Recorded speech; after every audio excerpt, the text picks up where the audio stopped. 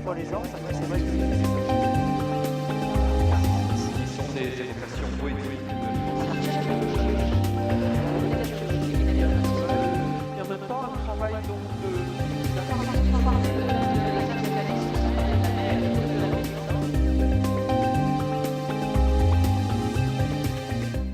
Monsieur Depardon, vous vous souvenez lorsque votre frère vous a acheté votre premier appareil photo? Et il y a longtemps. Très très longtemps, mais voilà. Bon, l'appareil photo, c'était un petit peu un luxe à l'époque. Maintenant, tout le monde fait des photos et c'est tant mieux.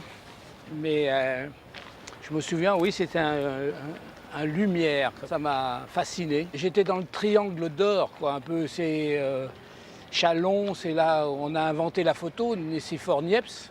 Lyon, le cinéma. Tout ça est lié aussi effectivement un tout petit peu, c'est là qu'on a inventé toute l'image, la photographie, le cinéma. Et en fait, je suis né vraiment à équidistance entre le cinéma et la photo. C'est pour ça que je fais des films, parce que Villefranche-sur-Saône, c'est la vallée de la Saône. On a cette chance d'avoir cette exposition parce qu'en fait, elle a eu lieu à Paris et à Nice. Voilà, oui, oui. Alors, c'est vrai que c'est la première fois que j'acceptais une ébauche de, non pas de monographie, mais un petit peu de bilan, quoi. Et c'était une amie, elle connaissait bien mon matériel parce que j'ai pas trop envie je suis encore actif malgré mes 75 ans et je fais encore beaucoup de photos et j'ai pas envie d'arrêter. Donc j'ai pas envie je continue. Là je reviens de Shanghai, je voyage encore beaucoup et c'est encore ouvert, quoi. J'ai encore beaucoup de photos à faire, il me semble, j'espère, le plus possible. Mais j'ai accepté un petit peu un parcours comme ça, un peu voilà, à la picorée dans mes photos. Et je suis très content parce que c'est vraiment des très bons tirages et un très beau catalogue. Et le thème n'était pas évident. C'est des photos que peu de gens connaissent. Et aussi, ça peut donner un petit peu, bon, après tout, il faut passer le relais à des jeunes. Ça peut donner des idées à des jeunes photographes qui ne sont pas forcément, qui pensent que ça va être difficile, que ça va être impossible pour eux d'être photographe ou cinéaste. Et en fait, bon, voilà, moi je viens d'un milieu rural, on est très peu qui viennent du milieu rural. Il y avait comme ça mes pères, un peu Douaneau, Cartier-Bresson, c'est pas des gens qui venaient du milieu rural. Et donc ça peut leur... voilà. La photographie, en France, on aime beaucoup la photographie. Voilà, ça c'est mon père qui est en train de déjeuner dans la cuisine de la ferme. Ça c'est ma marraine, et qui est cousine aussi, qui est au bord de la Saône. Là c'est le lit de la chambre de mes parents. Là, moi je suis là, et puis mon frère est là. Ça, j'ai fait ça aussi à la chambre. Voilà, et donc voilà, ces 5 photos qui disent qui je suis.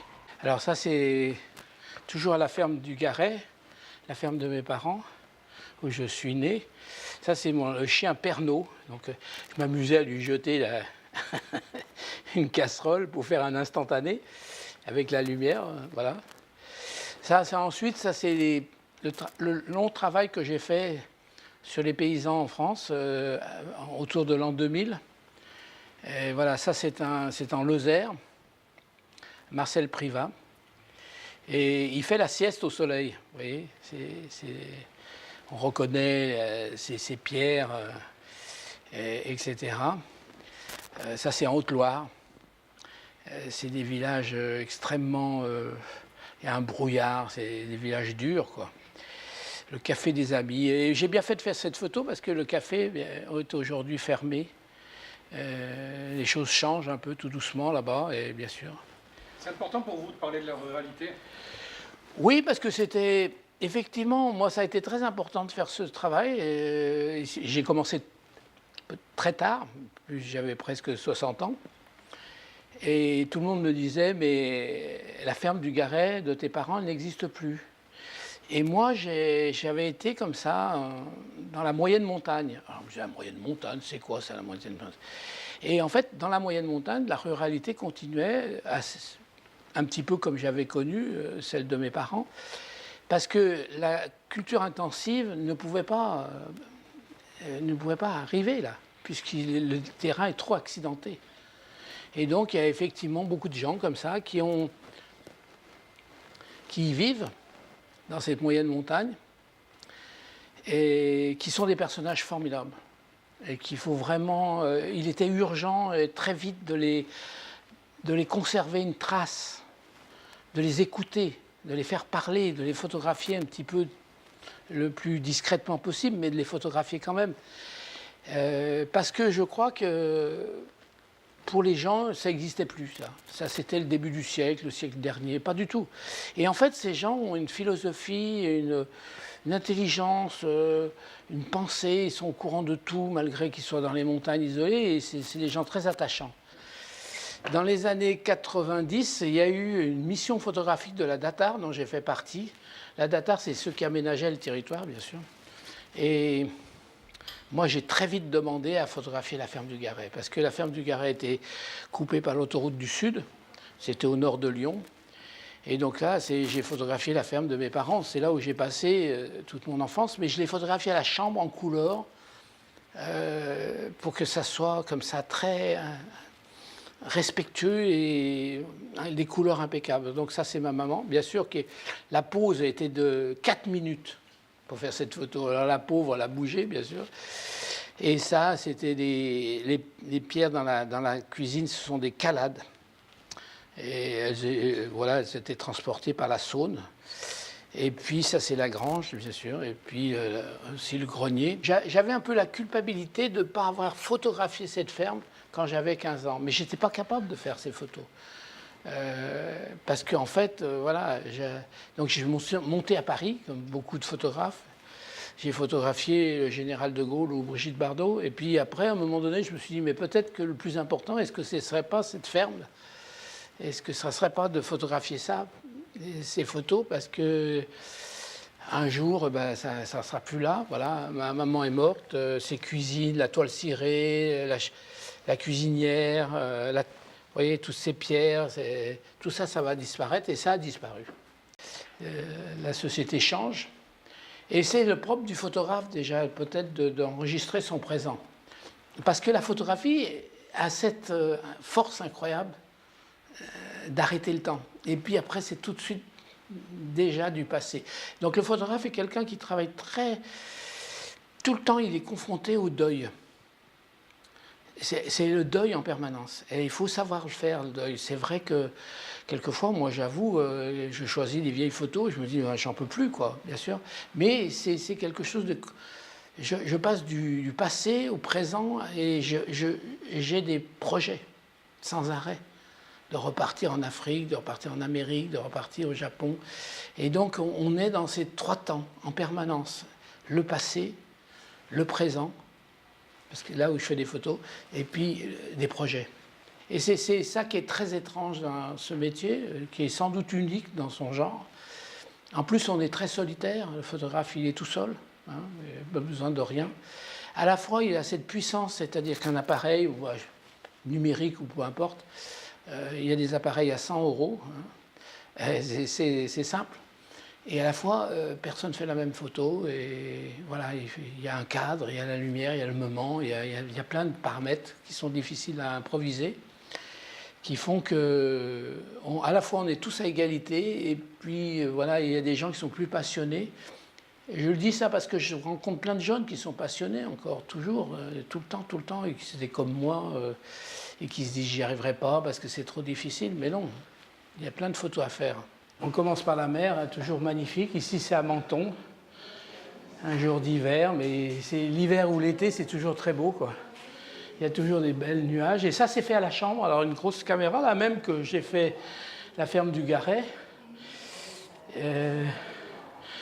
Ça impose certaines contraintes, qui est qu'on a 1 seconde de pause, bien sûr. C'est un peu comme c'est un appareil du 19e, hein.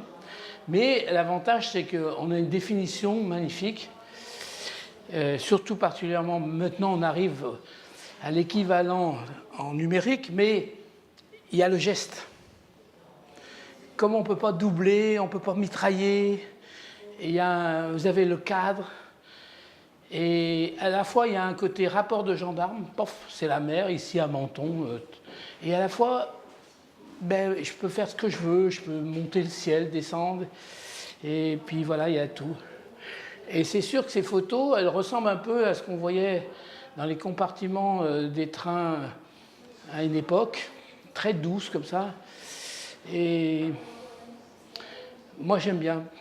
La preuve c'est qu'elles ont 15 ans et elles n'ont pas bougé. La mer aussi, là, avec voilà. Les gens se placent comme dans un tableau, quoi, un petit peu. On est sur l'arrière-pays niçois, qui est très riche et magnifique, où il y a plusieurs vallées, donc notamment 5 vallées. Donc l'idée c'était d'un peu faire une photo plusieurs photos dans chaque vallée, où les villages sont accrochés comme ça, à la montagne. C'est la vallée des Merveilles, Tende, Sospel. Alors tout ça est fait avec la même optique, hein. Pas d'effet. J'ai eu la chance d'aller, à cette époque, il y avait encore des gens qui faisaient des fromages avec du lait cru. Et donc voilà, c'est encore, on revient au monde rural, bien sûr. Mais c'est sans doute aujourd'hui disparu parce que maintenant les normes européennes obligent à faire des fromages dans d'autres conditions. Mais voilà, à égalité, la ville, la campagne. Et en plus, ces tirages sont magnifiques. Ils ont été faits par mon tireur. Et je trouve que l'accrochage est très très bien parce que c'est simple. Et il faut remercier le département d'avoir commandé ce travail et de le réexposer 15 ans après. Et en fait, ça n'a rien à bouger. Tout est impeccable. On dirait que c'est des photos qui ont été faites hier. Ça, c'est Salle d'Almas, le salvage, qui est quand même un des hauts lieux de l'arrière-pays. Il fait bon à vivre. Voilà. Donc l'idée encore, c'est de faire une photo très simple, mais il n'y a rien de plus dur que de faire une photo très simple. Très simple comme ça. Voilà. C'est toi aussi, cette lumière comme ça. Bon, les villages ne sont pas morts, hein, bien au contraire, ils sont retapés, tout ça. Il y a plein de gens qui viennent y habiter l'été, mais aussi tout l'hiver, il y a tout le temps, il y a des gens qui y vivent. Et c'est vraiment quelque chose que... C'est très étonnant pour les gens qui ne connaissent pas. L'arrière-pays est vraiment quelque chose de très important ici, parce que je pense... c'est les racines voilà, il n'y aurait pas de Côte d'Azur s'il n'y avait pas ces racines.